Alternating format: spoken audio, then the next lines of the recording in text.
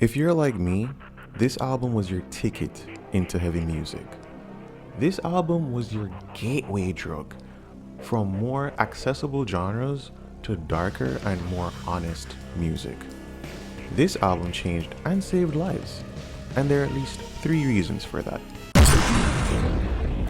One of the benefits of being on a major label is that they can recruit top talent and pay top dollar for excellent artwork that captures the energy and vibe of a band. Linkin Park was on Warner Brothers, and they were able to land Frank Maddox, who had worked with Deftones, Gary Clark Jr., and Alanis Morissette. If you were on Warner or a sister label like Maverick or Reprise and you needed some album art, you call Frank. Maddox is now VP of Creative Services at Warner Records and had an interview with MTV about the artwork for Hybrid Theory. I think through just only a few conversations, we came up with this kind of a militant vibe. We were all really interested in Banksy at the time and stenciling and this kind of propaganda. I think that was something that we all really clung to. And so the idea of a stencil of some sort of a figure or a soldier or a militant vibe came across. And then it was like, okay, well, what can we mix this with? How do we present the other side of what this is? Because on its own, that's a really cool image, but we want to kind of do a double take. We want to have a juxtaposition of something kind of more thoughtful and emotional with this kind of more aggressive kind of icon. Mike Shinoda and DJ Johan were already artists in their own right. Both attended the Art Center College of Design in Pasadena. And so when they came to Maddox with the ideas they had marinating in their minds, he was impressed at how much thought had already gone into the concept art. All Maddox had to do was help to synthesize everything into the iconic art we know today. I literally have the sketchbooks where I'm writing notes down of possible things that it could be. At one point I was writing butterfly wings, this and that. We liked the idea of these delicate dragonfly wings. And then I liked the idea of kind of almost making it look like someone had painted them on the street, like you had the soldier already, but then someone came along and added to that piece. That was the desired effect, this push and pull of images. Fast forward to October 2000 and the album is out. Maybe you found the album by browsing through a store or your older sibling had a copy, but chances are you gravitated towards the album because of the artwork, the soldier with dragonfly wings, the graffiti art. For me, I was watching Midnight Run on Cartoon Network. This might have been late 2000 or early to mid 2001, and then their commercial played. Game over. I was like, what in the fuck is this? Literally my 11-year-old brain could not compute what the fuck I was looking at. I wasn't even sure if I liked it yet because my brain was overheating. All I knew was that I would be watching Midnight Run again just to see that commercial and to hear the music again. I think what was happening was that I was seeing all the things that I had only just gotten into and some stuff I was about to get into. The street art, graffiti style stuff, electronic music and scratching had always been in my life because of dance music and hip hop. But even down to the typography was sick. I downloaded the LP logos so I could pimp out my desktop. And remember, I'm watching Midnight Run, so I'm getting into anime, which boasts a different art style to primetime or after school American cartoons. As great as Dragon Ball Z was, I didn't know why I was so drawn to Gundam Wing, Big O, giant robot shit, but I was. So when you see the soldier with dragonfly wings, it isn't too far off. And then of course, when Reanimation hit, I lost my ever-loving shit on that album art. I don't know, man. Linkin Park simply hit multiple of my current and future interests all at once. And it's possible they did the same for you. But when it came to rock and metal, that was definitely a future interest for me. However, what LP and nu metal in general did was that they made metal extremely palatable while still challenging the metal neophyte to embrace something a little bit different, but ultimately more rewarding than one would ever know. So as great as the artwork was, that was still just one component. There was another key ingredient as to why Linkin Park grabbed me. Here are two familiar stereotypes. White people play metal, black people rap. Obviously, in the last 20 years, these biases have been blown to smithereens, but that's how it used to be. No one took Vanilla Ice seriously, and everybody took Eminem way too seriously. The most ethnic metal outfit was probably Sepultura, and they shredded, but I didn't know them in their heyday. And System of a Down wouldn't floor me until about a year or a year and a half later when I got my hands on Toxicity. So here comes Linkin Park. Okay, so what do we have here? We have a couple of white dudes and a couple of Asian dudes. One of the Asian dudes is rapping, and it isn't coming off as a gimmick. He's taking this seriously. He's not dancing around or trying to be funny or trying to be shocking. While many would consider him to be, a guest in hip hop, he's clearly a respectful one who took the art form seriously. But he is clearly being himself. The white dudes don't look like Metallica or Guns N' Roses dudes. They aren't playing like them either. To put it bluntly, they look sort of average, maybe even nerdy. The frontman doesn't look like James Hetfield or Axl Rose. He is intense though, and radiates the energy of a kid standing up to a bully or being vulnerable about his wounds to the people who understand him. Then I'm looking at those flame tattoos and I'm thinking, man, those are gonna make it hard to get a job. Ridiculous, I know, but this is how I perceived those guys back in the day. They just looked nothing like what we were told to like. They kind of just looked like us, and then it kind of hits you. Oh, no wonder I overvalue musicians and actors. They were marketed to me as being superior. But these guys look like my natural conclusion. Well, I'm black, so not 100% exactly like them, but the apparel, the attitude, and the values, they're all there. And it's quite a trip to see yourself on the screen. You realize that you actually do have a voice, and these guys are going to reflect you back to yourself. Just because I saw rappers or black actors wasn't exactly enough for me because I didn't necessarily live their lifestyles nor their values. Plus, when you live alongside other races and cultures, race just doesn't matter. It's not really the point. You just want to know that you aren't alone and that other people value the same things you do. And I was never, ever, ever going to get into hair metal. But I needed something that would eventually guide me into thrash, into death metal, into hardcore. This was my ticket. I can understand why nu metal isn't really metal, but while the song composition isn't the same, the themes are far darker, in my opinion. Metal was about partying, chicks, drinking, the underworld, and being evil. I don't know, is that really dark though? Or is suicide, abuse, addiction, and loneliness dark?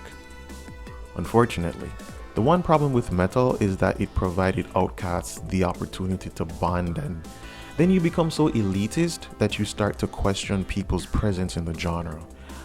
I would eventually see these cool jock type dudes and these cool girls jump on the bandwagon, and I'd see them singing One Step Closer, sometimes mockingly, and wonder what the fuck they were doing. But then they wanted to borrow my CDs or they wanted to burn a playlist. But the whole time I'm thinking, no, this isn't for you. And to be honest, who am I to say what they should and shouldn't be listening to?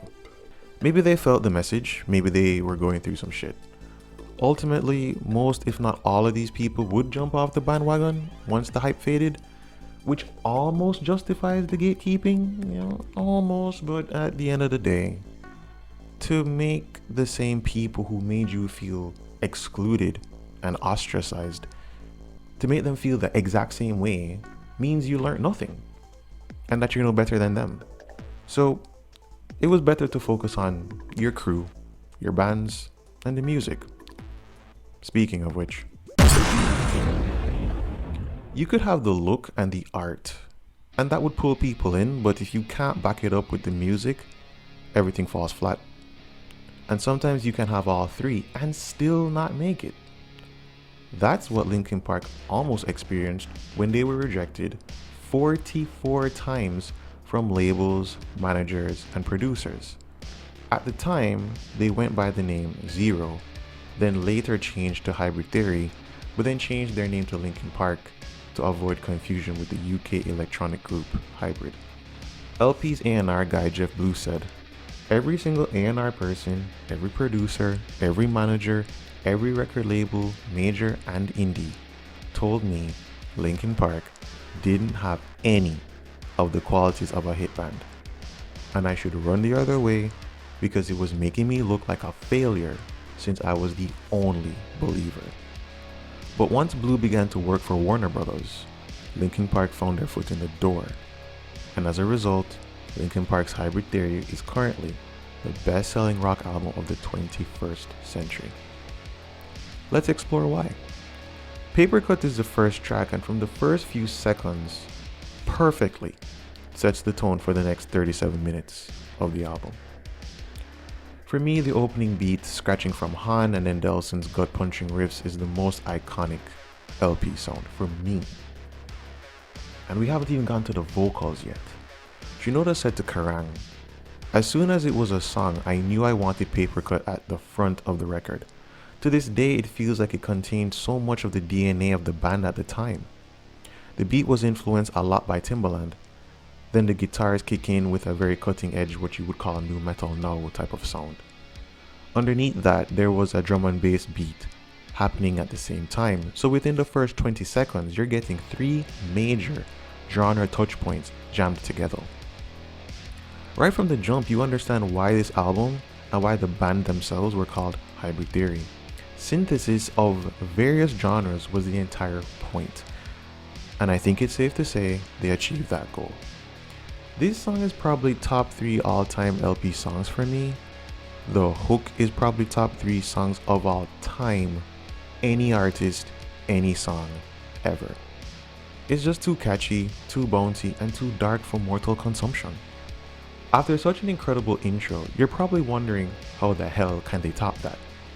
One Step Closer, originally titled Plaster, had no need to because it carves its own lane of genius. The bounce is back, the new riff is absolutely infectious.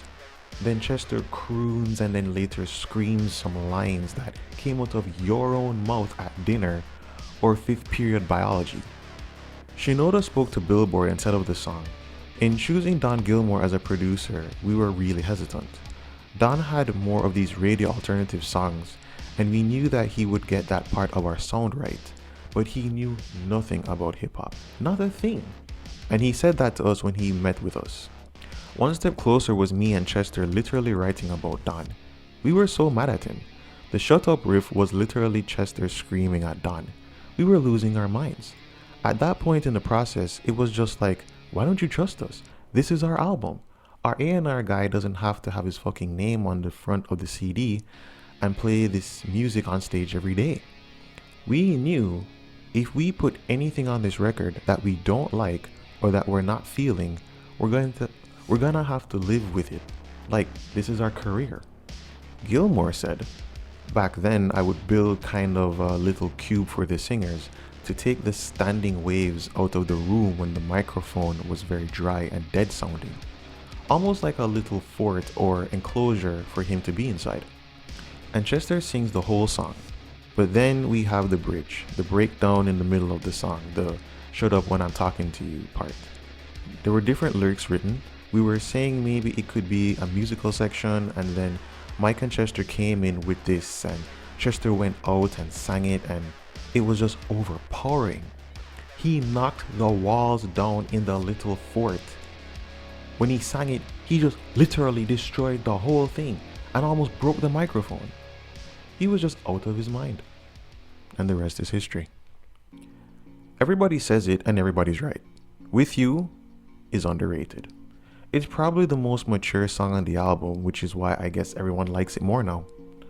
Somewhat minimalist in the verses, but in the pre-chorus and hook, Brad and Chester illustrate 2 sides of Heavy, one with rhythm, the other in melody. With thanks to the Dust Brothers collaborating with the band, this song is a welcomed pivot from the previous 2 tracks. Sometimes I think that Chester wrote With You about his then wife Samantha in mind. I don't know if that's the case for sure, I'm just saying that that's what I think sometimes. She spoke to Rolling Stone about Chester almost quitting music. He was screaming and yelling, "I'm not doing music anymore." I looked at him and said, "I'm not letting you quit. You owe me an hour of practice, whether you're singing to the radio or playing your guitar. One day, you're going to get a call from LA. I just know it. You need to be ready." But much like With You, Point of Authority is a song that has a ton of different arrangements and mixes than what was presented on Hybrid Theory. Once again, the bounce of this track is too much for mere mortals to understand, but the lyrics, while being somewhat cryptic in the verses, are nothing but relatable in the chorus. How can anyone with shit parents or facing any kind of stupid authority figure not relate to this song? Is that even possible? If I had a nickel for every time I saw someone abusing their power and then hearing "you live what you learn" in my head, I'd have nickel poisoning. Rob spoke to Rolling Stone about how the song was created. He said that Brad wrote a riff, gave it to Mike who cut it up and arranged it on the computer. If you're like me, you're probably wondering how Brad came up with the staccato palm mutes for this song. It's almost electronic. That's because it is. Mike changed up Brad's riff so much that he had to learn it in order to play it live. Crawling got LP their first Grammy, and for good reason. It's a goddamn anthem, a pledge. You put your hand on your heart and swear that your wounds won't heal and fears how you fall. Definitely not a healthy attitude, but you're far too emotionally raw to care. There are several instances of Chester talking about the song, but I will mention two. The first is an interview with Much in 2000. Crawling is a really emotional song. It's kind of like admitting something that you don't really like to admit, which is, having a problem with yourself. And sometimes you have to learn how to deal with living inside your own skin and being the person that you are. And that's not something to be ashamed of or anything like that. It's just something that isn't always peachy. You're not always gonna be exactly the person that you want to be or the person that you thought you were, You gotta live with yourself for the rest of your life. And here he is again in July 2009 with Noise Creep. I have been able to tap into all the negative things that can happen to me throughout my life by numbing myself to the pain, so to speak, and kind of being able to vent it through my music. Crawling, for example, is probably the most literal song lyrically I'd ever written for Linkin Park, and that's about feeling like I had no control over myself in terms of drugs and alcohol. That feeling, being able to write about it, sing about it, that song, those words sold millions of records. I won a Grammy. I made a lot of money. I don't think I could have been inspired to create something like that by watching someone else go through that. So in a lot of ways, that's been very constructive for me. Runaway isn't a song that Chester likes very much. He hated that it took, in his words, 6 years to write. In reality, it took as much as 4 years because the song was formulated from when the band called themselves Xero, which would have been from 1996. But that's still a hell of a long time. They basically took the stick and move demo, scrapped it for parts, then added new stuff, and that's how Runaway came to be. It may be the weakest or second weakest song on the album, but to me, it is still an awesome song. But besides that, Runaway may be one of the most important songs in Linkin Park history, even if they stop playing it live. Because the rumor is that after the band spent another 2-week stint trying to write the song, the frustration with being unable to write something good, plus the recording issues with Gilmour, caused them to write One Step Closer. By Myself is a banger, there's not much debate there. But one of the most important things in music is dynamism. Joe spoke to Kerrang and stated that By Myself was one of the songs that were made to be played live. The cacophony, that is this intro, then falls off a cliff into a very introspective tone with Mike lamenting the dilemma of trusting others versus trusting yourself, and then coming to the harrowing conclusion that you can't trust anyone, not even yourself. then naturally the terror of being stuck to the abuse of others causes one to scream, which Chester captures pitch perfectly like he always does. Then we have the song that to this day is still the most popular Linkin Park song. I suppose if we don't include Numb, but yeah, it's In the End. In an interview with Shoutweb, Mike had this to say: "I tried so hard and got so far, but in the end, it doesn't even matter. Those just popped out. I think I was reacting to the things we as a band had gone through in the beginning. The song almost doesn't know if it wants to be optimistic or pessimistic. The beginning is a little dark, but you can't tell if it resolves or not. That's what I like about it." Chester had this to say in 2012 to V Music: "I was never a fan of In the End, and I didn't even want it to be on the record, honestly. How wrong could I have possibly been? I basically decided at that point, I don't know what the fuck I'm talking about.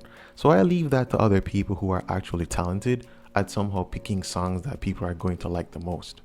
It also gave me a good lesson as an artist that I don't necessarily have to only make music in my band that I want to listen to. More often than not, something that I like very few other people like, and something that those people like is something that I kind of like or don't like at all. And that's cool. It gives me a new appreciation for the songs. But you know, now I love In the End, and I think it's such a great song. I actually see how good of a song it is. It was just hard for me to see it at the time." A Place for My Head is another banger. Initially titled Esau, Mike raps much faster on the Esau demo to the point where it's a bit erratic. You know, he kind of reminds me of Cameron in that sense, where they both started out as fast rappers, then stopped trying so hard and just flowed over the beat, which led to far more success. Shinoda spoke about his desire to be a rapper with Kerrang. "I would have loved to just be a rapper, but I knew I would never be accepted, because on paper, I wouldn't be a good rapper. I couldn't or wouldn't talk about the things that were the most exciting in a rap song at the time. I didn't have an interesting hood story. I would never use race stuff. At the time, I wouldn't curse. I tried to find ways to communicate even how I formed words. I stayed away from certain words or certain popular rapper phrasings and colloquialisms because they sounded inauthentic coming out of my mouth. Forgotten was yet another diamond in the rough from the band's Xero days, so much so that it used to go by the name Rhinestone." Linkin Park's A&R Jeff Blue wrote about this song in his book, One Step Closer. The song was written during the transition from high school to college. Mike's notes expressed frustration with feeling helpless and indicated the song was about grappling with an individual's insignificance in a world that seemed so big and intimidating, with so many issues that almost nothing could ever be corrected. He mentions that the lyrics attempt to reconcile paranoia, anger, blaming others, and the naivety that comes when one has to see the world for what it is. Honestly, for a song so morose, it's terrifically upbeat. Then we were introduced to Mr. Han on Cure for the Itch. Han said, "The way it played out on the record, it was the perfect breakaway from everything that you were hearing.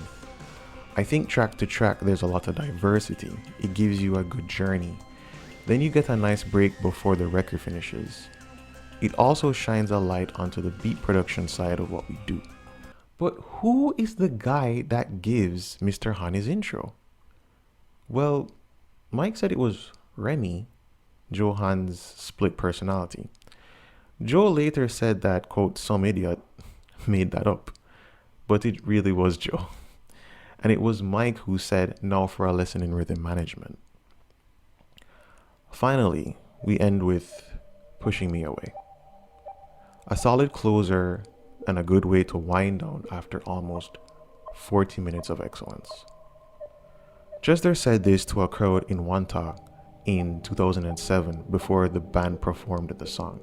How many people here have been in a relationship you just can't seem to get out of?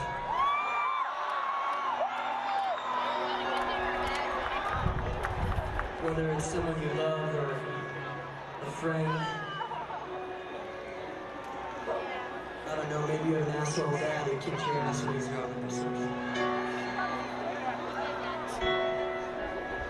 This song's for you. Lastly, Shinoda shone some light on the lyrical content and by extension explained why Linkin Park's lyrical content overall is so captivating. He said, "In general, when we write a song, we write it from the inspiration of whatever emotion we're trying to capture and put it in a way that somebody else can take it and relate their own story to it. I definitely wanted to give somebody a starting point that was descriptive but not overwhelming. Hybrid Theory is a testament to exactly that. The band gave us a canvas to project our own pains, anxieties, and problems.